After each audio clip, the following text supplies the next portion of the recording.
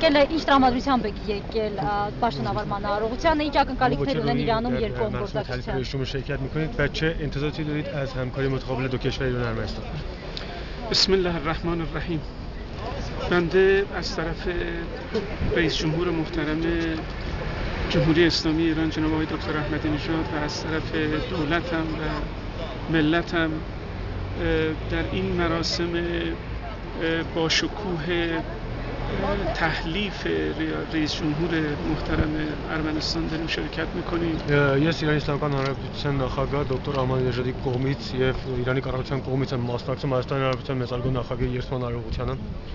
خودمون رو شریک میدانیم با این دستاورد بزرگ، با این اتفاق بزرگ که یک انتخابات با شکوهی برگزار شد در یک فضای همدلی و انسجام و نمایشی از دموکراسی و مردم سالاری شما به جهان عرضه کردید. Մենք կիսում ենք ձեր այդ մեծ ձեռքբերումը, այսինքն այն մեծ այդ նախագահական ընտրությունները, որը փայլուն կերպով անցկացվեց եւ տեղի ունեցավ ամբողջ ժողովրդի համախոհությամբ, միասնությամբ եւ կարելի ասել, որ շատ բարձր մակարդակով ընտրություններ էին, որոնք կազմակերպվեցին Հայաստանում. Իսկ ինչու Ահմադինեժադ անձամբ չեկավ, կարելի է այդ چرا رئیس جمهور احمدی نژاد شرکت نکردن خودشون شخصا؟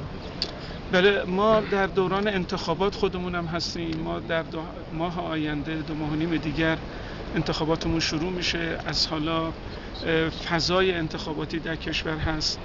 مسائل ما سال نو رو هم داشتیم، 2 هفته بود که تعطیل بودیم، 2-3 روزه که سال نومون رو آغاز کردیم، نوروز رو داشتیم.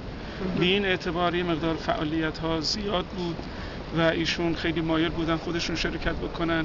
به هر حال من به نمایندگی از طرف ایشون، ملتم و دولتم همونجوری که عرض کردم شرکت میکنم. دیروز توفیق داشتم خدمت آقای رئیس جمهور رسیدم، پیام آقای دکتر احمدی نژاد رو به ایشون عرضه داشتم. همچنین یک جلسه خوبی هم با وزیر محترم امور خارجه داشتیم. راجع به مسائل دو جانبه، مسائل منطقه‌ای و مسائل بین المللی هم صحبت کردیم. Գիտեք, մեր մոտ Իրանում եւս երևի տեղյակ եք դուք արդեն, որ առաջկա 2 ամիսների ընթացքում նախագահական ընտրություններ են տեղի ունենալու եւ դրա հետ կապված այնտեղ եւս աշխատանքները շատ են. Նաեւ մոտ 2 շաբաթ առաջ իրանական նոր տարին էր, մոտ 2 շաբաթ Իրանում ոչ աշխատանքային օրեր էին. Ուստի այդ կապակցությամբ հենց այդ պատճառով ես պարոն Արման Նեժադի եւ կառավարության կողմից ես եմ ներկայացնում Իրանի Իսլամական Հանրապետությունը եւ պետք է ասեմ, որ մենք